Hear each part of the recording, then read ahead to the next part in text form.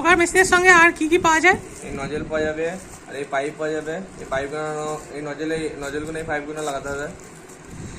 অ্যাসেম্বলটা কি সহজ প্রসেসই হয়, তাই তো? হ্যাঁ হ্যাঁ একটা মানুষই পেরে যাবে? হ্যাঁ। ঠিক আছে।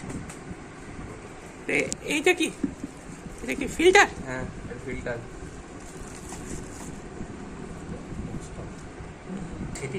তাহলে দাদা এটাকে সেটিং কি করে করবো গোয়ালে?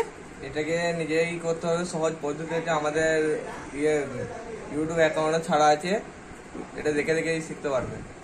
আচ্ছা, ফগার মেশিনের টোটাল সেটিংটাই পাঠানো হলো, শুধুমাত্র পাইপ আর নজেল এর কিটসটা যেটা আছে সেটা বাদে।